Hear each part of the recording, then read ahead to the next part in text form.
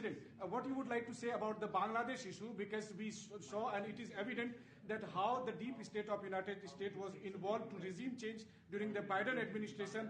Then Muhammad Yunus made Junior Soros also. So what is your point of view about the Bangladesh? And what is the role that the deep state played in the situation in Bangladesh? Well, there was no role for our deep state. It was. This is something that the Prime Minister has been working on for a long time and has been worked on for hundreds of years, frankly. I've been reading about it. But I will leave Bangladesh to the Prime Minister. अमेरिकी राष्ट्रपति Donald Trump और PM Modi की white house में press conference के दौरान बांग्लादेश से जुड़े सवाल पर ट्रंप के जवाब को लेकर कई तरह की बातें कही जा रही है। ट्रंप के जवाब का अर्थ क्या था या फिर ट्रंप क्या कहना चाह रहे थे को लेकर अलग अलग मतलब निकाल रहे थे। इसी मामले में बांग्लादेश के अखबार द डेली स्टार को माफ़ी मांगनी पड़ी है। बीते गुरुवार को व्हाइट हाउस में अमेरिकी राष्ट्रपति डोनाल्ड ट्रंप और प्रधानमंत्री नरेंद्र मोदी ने साथ बैठकर पत्रकारों के सवालों के जवाब दिए थे। बांग्लादेश से जुड़े सवाल का जवाब देने के बाद ट्रंप ने इस पर कुछ ऐसा कहा जिसको लेकर बांग्लादेश समेत कई विश्लेषकों के बीच बहस छिड़ गई थी। इसी मुद्दे पर बांग्लादेश के मीडिया समूह द डेली स्टार ने अब माफ़ी मांगी है।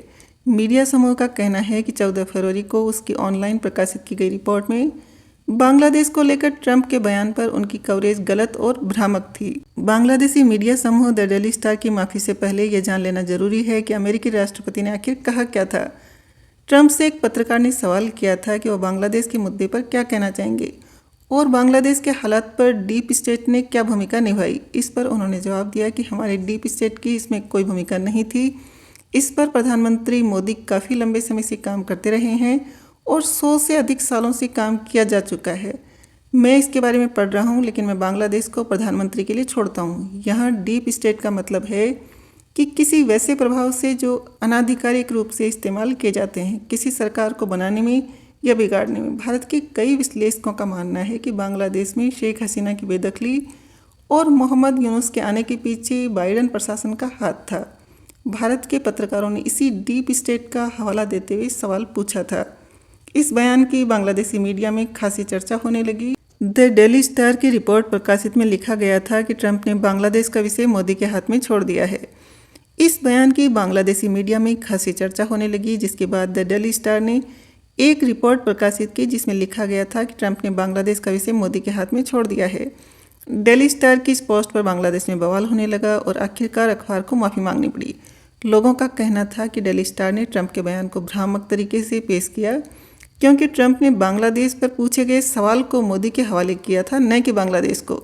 वहीं कई विश्लेषकों ने भी सवाल पूछा कि ट्रंप का जवाब समझ में नहीं आया कि वो किस चीज़ को पीएम मोदी के हवाले छोड़ना चाहते थे। Think tank the bookings institution की सीनियर फेलो तन्वी मदान ने एक्स पर पोस्ट लिखकर कहा था कि ये साफ नहीं है कि राष्ट्रपति ट्रंप का मतलब बांग्लादेश का सवाल पीएम मोदी पर छोड़ना था या बांग्लादेश या एशिया का मैनेजमेंट उन पर छोड़ना था।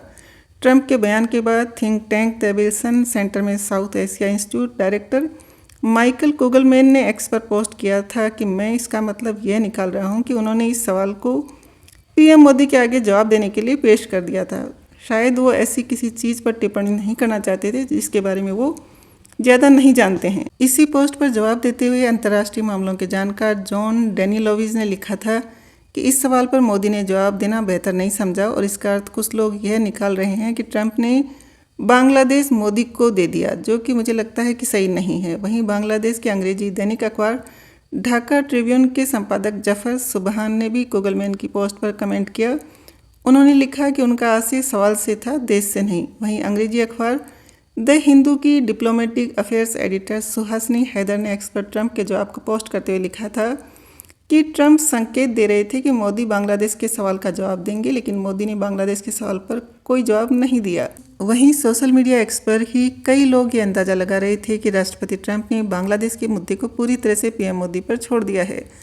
वहीं कुछ लोग यह भी कह रहे थे कि ट्रंप ने इशारों में ही संकेत दिया है कि उनकी बांग्लादेश के मुद्दे में दिलचस्पी नहीं है और भारत ही इस मुद्दे को देखें। अल्बानिया यूनिवर्सिटी में पॉलिटिकल साइंस के एसोसिएट प्रोफेसर क्रिस्टोफर क्लेरी ने एक्स पर पोस्ट किया कि ट्रंप ने भारत पाकिस्तान के लिए पहले भी 100 से अधिक सालों वाली बात कह चुके हैं, लेकिन हैरत की बात है कि जवाब के दौरान वो बांग्लादेश और पाकिस्तान का घालमेल कर रहे थे।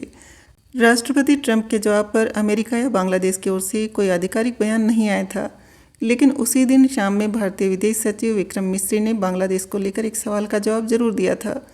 उन्होंने बयान में कहा था, बांग्लादेश पर दिए गए बयान के बारे में हम क्या सोचते हैं, यह एक ऐसा विषय था जिस पर दोनों नेताओं के बीच चर्चा हुई। प्रधानमंत्री ने बांग्लादेश में हाल की घटनाओं के संबंध में अपने विचार और वास्तव में अपनी चिंताएं साझा की और बताया कि भारत इस स्थिति को कैसे देखता है। मुझे लगता है कि हम उम्मीद करते हैं बांग्लादेश में भी स्थिति ऐसी दिशा में आगे बढ़ेगी जहां हम उनके साथ रचनात्मक और स्थिर तरीके से संबंध बना सकेंगे, लेकिन हालात को लेकर चिंताएं हैं। प्रधानमंत्री ने राष्ट्रपति ट्रंप के साथ उन विचारों को साझा किया। हालांकि अब द डेली स्टार की माफ़ी के बाद इस मुद्दे पर विराम लगता दिख रहा है। अखबार ने एक्स पर अपने माफ़ीनामे को भी प्रकाशित किया है। इसमें लिखा है, हम अपने पाठकों, संरक्षकों और शुभचिंतकों से अमेरिकी राष्ट्रपति ट्रंप की भारतीय प्रधानमंत्री मोदी से वाशिंगटन में हुई मुलाकात पर 14 फरवरी को ऑनलाइन प्रकाशित अपनी रिपोर्ट के लिए खेद व्यक्त करते हैं और ईमानदारी से माफ़ी मांगते हैं। हम मानते हैं कि राष्ट्रपति ट्रंप की बांग्लादेश के मामले में की गई हमारी कवरेज गलत और भ्रामक थी। हमने मामले की गहनता से जांच की और गलती को सुधारने के लिए डिजिटल न्यूज़ रूम में कदम उठाए हैं। अखबार के इस माफ़ीनामे की भी कईयों ने निंदा की है। इस पोस्ट पर सिटीजन्स अगेंस्ट डिस्क्रिमिनेशन नामक एक प्रोफाइल ने कमेंट किया है, जो अन्याय और हिंसा के खिलाफ खुद को बांग्लादेशी नागरिकों का एक संगठन बताता है।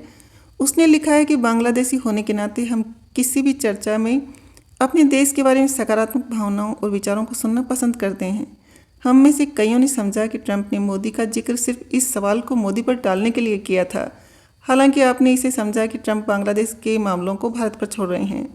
अखबार ने बांग्लादेश में अपनी पत्रकारिता की विश्वसनीयता से समझौता किया है। ऐसा नहीं है बांग्लादेश का चर्चित अंग्रेजी अखबार द डेली स्टार पहली बार विवादों में रहा हो। बीते साल नवंबर में द डेली स्टार पर भारत का समर्थन करने के आरोप लगे थे, जिसके बाद इसके दफ्तर के बाहर विरोध प्रदर्शन हुए थे। वहीं बीते साल फरवरी में ही द डेली स्टार के एग्जीक्यूटिव एडिटर सैयद अशफाकुल हक को पुलिस कस्टडी में कोर्ट में ले जाने के दौरान इस मीडिया समूह के पत्रकारों ने दूसरे मीडिया समूह के पत्रकारों के साथ धक्का मुक्की की थी। इस घटना को लेकर भी द डेली स्टार की खासी निंदा हुई थी।